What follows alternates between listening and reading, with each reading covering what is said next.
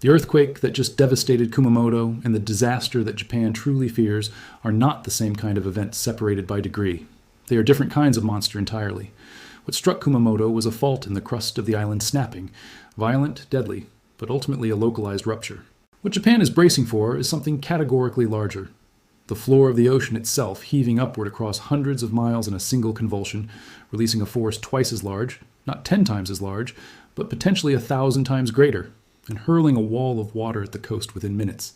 This is why scientists say the next one will be so much worse. It's not hyperbole, it's physics. So today, we're going to break down exactly why the coming megaquake would dwarf the disaster Japan is recovering from right now. What makes it so uniquely catastrophic? And the hard, honest question at the heart of it all. Can even Japan, the most earthquake-prepared nation on Earth, truly be ready for it? And I'm going to give you the accurate version, the real science and the honest uncertainties, because this is a topic where fear-mongering runs wild. And the truth is, both more fascinating and more useful than any scary headline. So let me give it to you straight. But before we dive in, do me one quick favor, because it genuinely helps this channel. Drop a comment right now and tell me where you're watching from, and whether you've ever experienced an earthquake yourself or done an earthquake drill. I'm curious how prepared people feel, wherever they are.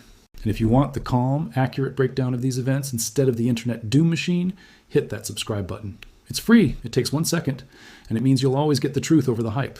A thumbs up helps push this out to more people who deserve the straight facts. All right, let's get into it.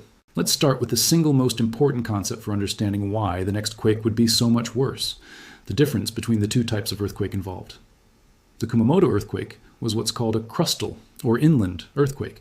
It happened on a fault within the rock of the island of Kyushu itself, a relatively shallow rupture where blocks of crust slid past each other. Crustal earthquakes can absolutely be deadly and destructive, as Kumamoto tragically shows, but they're generally limited in size, because the faults that produce them are limited in length. The Kumamoto quake was a magnitude 7.1, and while that's powerful, the fault that ruptured was a matter of tens of miles. The Nankai Trough megaquake would be a completely different beast, a megathrust earthquake at a subduction zone, where an entire tectonic plate is being forced beneath another, and these are the giants. Here's why. In a subduction megaquake, the fault that ruptures isn't tens of miles long, it can be hundreds of miles long, the whole locked boundary between two plates letting go at once. And instead of blocks sliding sideways, the megathrust violently thrusts the overlying plate, and the entire seafloor above it, upward by many feet in an instant. That's two catastrophic differences at once, a vastly larger fault, an emotion that displaces the ocean itself. Now let me put numbers on just how much bigger that makes it, because this is the part that truly stuns people, and it comes down to how the magnitude scale works. The earthquake magnitude scale is not linear, it's logarithmic.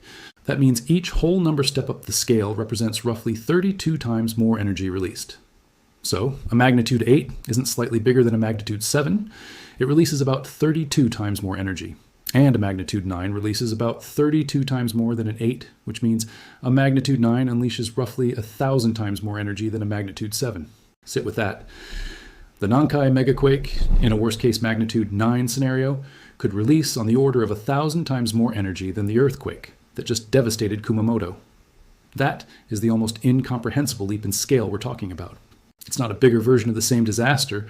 It's an event of a fundamentally different order of magnitude, the kind that reshapes coastlines and defines eras. To make that thousandfold difference tangible, think of it this way.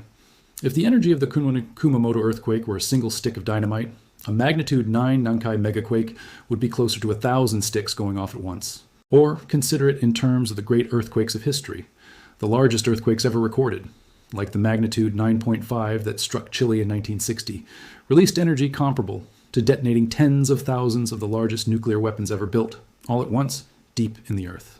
A megathrust earthquake is quite simply among the most energetic events that happen on our planet's surface, rivaled by little else in nature. That's the category the Nankai Trough belongs to. And this is why seismologists don't really think of a magnitude 7 and a magnitude 9 as points on the same spectrum of bad earthquakes. They think of them almost as different phenomena. One a serious regional disaster, the other a national and global cataclysm. Understanding that logarithmic leap is the single best way to grasp why something worse is such an understatement for what the Nankai Trough could deliver. But even the raw earthquake energy isn't the deadliest part. The deadliest part is what that seafloor heaving motion creates, the tsunami. When the Nankai megathrust thrusts the ocean floor upward across hundreds of miles, it lifts the entire column of water above it and that displaced water races outward as a series of enormous waves. And here is the brutal, defining fact of the Nankai threat. Because the trough runs so close to Japan's southern coast, that tsunami wouldn't take hours to arrive. It could strike coastal communities within just minutes of the shaking. In the most exposed places, perhaps only 2 or 3 minutes. In some areas, government worst-case models show tsunami heights exceeding 30 feet, a towering wall of water arriving almost immediately, giving people barely any time to flee to high ground. Japan saw the horror of a subduction zone tsunami in 2011, when the magnitude 9 Great East Japan earthquake sent waves over 100 feet high in places, killed more than 20,000 people, and caused the Fukushima nuclear disaster. The Nankai tsunami would threaten a different, and in many ways even more densely populated and industrialized stretch of the country. The tsunami is why a megathrust quake isn't just a bigger earthquake. It's a compound catastrophe, earthquake and flood at once. So let's talk honestly about the scale of what's at stake, because the numbers are sobering. According to Japanese government worst-case estimates, a full Nankai Trough megaquake could kill as many as around 300,000 people. It could destroy or damage more than 2 million buildings, and the economic damage could run well into the trillions of dollars. A blow so large it would ripple through the entire global economy, disrupting supply chains for automobiles, electronics, and countless other goods that the world depends on Japan to produce. The regions in the path include some of Japan's most populated and economically vital areas, its industrial heartland along the Pacific coast, home to tens of millions of people and a huge share of the nation's economic output. This wouldn't just be a regional disaster or even a national one. It would be a global event, an economic and humanitarian shock felt around the world. That is the true measure of why this is the something worse, the sheer civilization scale magnitude of it. Now, and this is essential because I refuse to cross into fear-mongering, let me give you the honest truth about timing and predictability, because it's exactly what sensational coverage distorts. The Nankai megaquake cannot be predicted. When scientists say there's a 70 to 80% chance in the next 30 years, or that the fault is overdue, those are statements of long-term probability based on the historical cycle of these quakes, recurring every 1 to 200 years. They are not a countdown to a specific date. The megaquake could strike this year, or it could hold off for decades. Both remain entirely possible. And critically, the Kumamoto earthquake that Japan is recovering from did not trigger the Nankai megaquake or make it more imminent. Kumamoto was a crustal quake on a Kyushu fault, a separate system from the offshore Nankai subduction zone. They are not cause and effect, so while the timing of the next great quake is genuinely uncertain, the certainty lies in the eventually, on a geologic timescale, it will come. And that certainty, combined with the catastrophic stakes, is precisely why preparation matters so much, regardless of when it strikes. Which brings us to the crucial question: can Japan actually be ready for something this big? And the answer is a genuinely fascinating mix of remarkable strengths and honest, sobering limitations. Now let's start with the strengths, because they're extraordinary. Japan is, without any doubt, the most earthquake-prepared nation on Earth. Its building codes are among the strictest anywhere in the world, and they're toughened after every major disaster. Modern Japanese buildings use astonishing engineering, base isolation, where entire buildings sit on flexible rubber bearings that let the ground move beneath them while the structure stays relatively still, massive counterweights and dampers high in skyscrapers that sway to cancel out the shaking, and flexible steel frames designed to bend rather than break. These engineering marvels are worth appreciating because they represent decades of hard-won knowledge. Base isolation is almost counterintuitive. Instead of trying to make a building rigid enough to resist an earthquake, engineers deliberately disconnect it from the ground, mounting it on layers of rubber and steel or on sliding bearings, so that when the earth lurches violently, the ground slides beneath the building while the structure itself barely moves. Hospitals, data centers, and other critical buildings in Japan use this so they can keep functioning even during a major quake. In the tallest skyscrapers, engineers install enormous tuned mass dampers, giant weights, sometimes hundreds of tons, suspended near the top of the building, that swing in the opposite direction of the sway to counteract it, like a pendulum steadying the whole tower. And Japan's early warning system is a genuine wonder of applied science. Because the fast but harmless first waves of an earthquake travel ahead of the slower, destructive waves, a network of sensors can detect that first pulse, instantly calculate the quake's size and location, and fire off. Warnings that outrun the danger, giving people, trains, elevators, and factories anywhere from a few seconds to tens of seconds to react. Bullet trains automatically brake, factory machinery halts, millions of phones scream and alert. Those seconds save lives. Japan's earthquake early warning system is the best on the planet, detecting a quake's first waves and blasting alerts to millions of phones and TVs seconds before the strong shaking arrives, Precious seconds to take cover, stop a train, or halt surgery. And the culture of preparedness runs deep. Japanese schoolchildren drill for earthquakes from a young age, and the response is drilled into people until it's instinct. And this preparation is not theoretical. It saves lives on a massive scale, and the Kumamoto earthquake itself proves it. Think about it.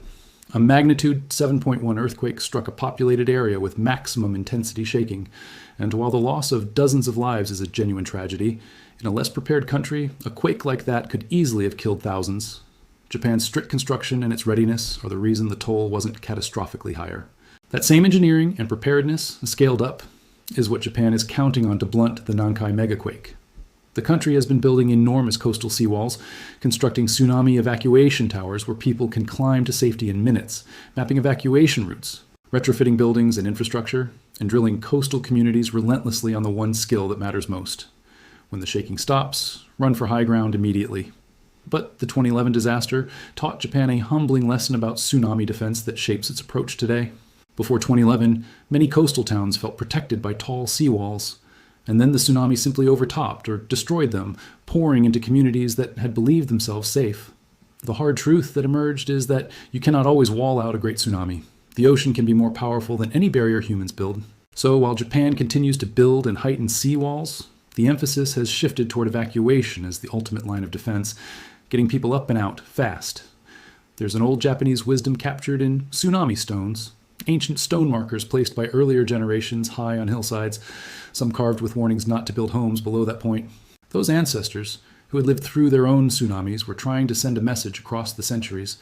When the earth shakes near the coast, do not wait, do not gather belongings, do not assume the wall will hold, go up and go now. Modern Japan has worked to revive exactly that instinct, teaching a culture of immediate, self-directed evacuation. Because in the end, a person's own legs and a 2-minute head start may matter more than any concrete barrier. But now the honest limitations, because a responsible answer has to include them. Even for Japan, a full Nankai megaquake would be a catastrophe of a scale that would strain the nation to its absolute limits. First, the tsunami's speed is a nearly unsolvable problem in some places. When the wave can arrive in 2 or 3 minutes, even the best warning system and the most drilled population will struggle to get everyone to safety in time. Second, while modern buildings are incredibly resilient, Japan still has millions of older structures built before the building codes were strengthened in 1981, and many of these remain more vulnerable, despite ongoing retrofitting programs. Third, the sheer geographic breadth of a Nankai disaster, hitting a huge stretch of coast and tens of millions of people simultaneously, could overwhelm even Japan's formidable emergency response, with so many areas devastated at once that rescue and relief resources are stretched impossibly thin. And fourth, there's a very human gap. Surveys have shown that even in the highest risk areas, only a fraction of residents have actually taken concrete steps to prepare their homes and families. A threat that's real, but not immediate, is easy to push out of mind. So the honest answer to can Japan be ready is more ready than any nation in history, and yet not fully ready, because no nation could be fully ready for a disaster of this magnitude. And that's actually the key insight that Japan's own experts emphasize. One veteran seismologist has argued that the goal shouldn't be to obsess over predicting or worrying about exactly when the megaquake will strike, an event that will come on its own geologic schedule regardless, but rather to build genuine, everyday earthquake resilience. That means preparing steadily and living your life, securing your furniture, keeping emergency supplies, knowing your evacuation routes, and drilling the response until it's automatic, so that whenever the quake comes, you and your community are as ready as you can possibly be. Resilience, not anxiety. Preparation, not paralysis. That's the mature, science-based way to face a threat you can't time, but know is coming. And there's something quietly profound in that philosophy, because it applies to far more than earthquakes. The Nankai threat asks a question that every person living in a dangerous place must eventually answer. How do you live a full, unafraid life in the shadow of a disaster you know is coming but cannot control or predict? Japan's answer, forged over centuries of hard experience, is neither denial nor dread. It's to fold preparation into ordinary life until it becomes second nature, to bolt the bookshelf, keep the water and supplies stocked, know the route to high ground, and practice the drill, and then to stop worrying and simply live. The preparation is what buys you the freedom from fear. Someone whose home is secured and whose family has a plan doesn't need to lie awake dreading the megaquake, because they've already done what's within their power. That's the deeper wisdom Japan models for the world. That genuine resilience isn't about eliminating risk, which is impossible, but about meeting it with such steady, practical readiness that you can face even a looming giant with calm instead of terror. And there's a lesson in all of this that reaches far beyond Japan, because Japan isn't the only nation living atop a great subduction zone. The Pacific Northwest of the United States sits above the Cascadia subduction zone, a fault remarkably similar to the Nankai Trough, capable of the same kind of magnitude, 9 megaquake and local tsunami, and also considered overdue. In many ways, Japan is a mirror and a teacher for every subduction zone region on Earth, including the American West Coast, which is far less prepared than Japan. So when we watch how Japan confronts the Nankai threat, the engineering, the drilling, the resilience, and also the honest limitations, we're watching a preview of a challenge that many places around the Pacific Ring of Fire will eventually face. Japan's preparation is a gift of knowledge to the world. And here's a detail that binds Japan and the American Pacific Northwest together in a genuinely haunting way. The last time the Cascadia subduction zone ruptured in a great earthquake was in the year 1700, and we know that date with startling precision because of Japan. When Cascadia let go, it sent a tsunami racing across the Pacific, and about 10 hours later that wave struck Japan, where careful record keepers documented a mysterious flood with no accompanying local earthquake, an orphan tsunami.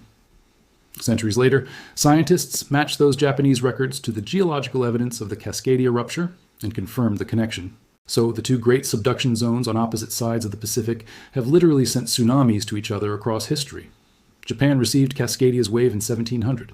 Someday, a Nankai or Japan Trench event could send one back toward the Americas.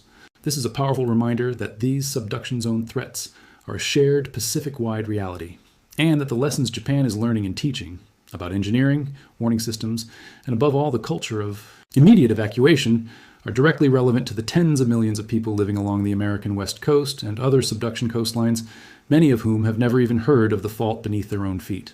So here's the honest bottom line. The reason the next great quake would be so much worse than the one Japan is recovering from isn't exaggeration. It's the fundamental physics of a subduction megathrust.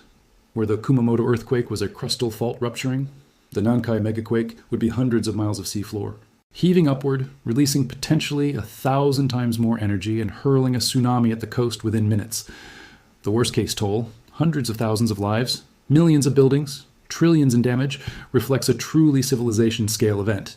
And yet, it cannot be predicted, it is not imminent or scheduled, and the Kumamoto quake did not bring it closer. So the answer isn't fear. It's the very thing Japan does better than anyone: relentless preparation and deep resilience, which will save countless lives when the giant finally stirs, even if it cannot prevent all loss. Japan may not be able to be fully ready for something this vast, no one could, but it is showing the world what it means to face such a threat with courage, science, and resolve rather than despair. And that, more than any doom-laden warning, is the real story here. I'm going to keep tracking all of it: the science of the Nankai Trough, Japan's preparations, the recovery in Kumamoto, and everything we learn about these great subduction threats around the world. If you want the calm, accurate version instead of the internet doom machine, subscribe so you don't miss an update. Because with a topic this surrounded by fear and misinformation, having someone give you the straight story is the whole point. Hit that like button to help this reach more people who deserve the truth instead of the hype, especially anyone living in earthquake country who could learn from Japan's example. And drop a comment. Where are you watching from, and have you ever done an earthquake drill? Tell me. I read every single one, and I'll see you in the next one. Stay safe out there, prepare calmly, and look out for one another.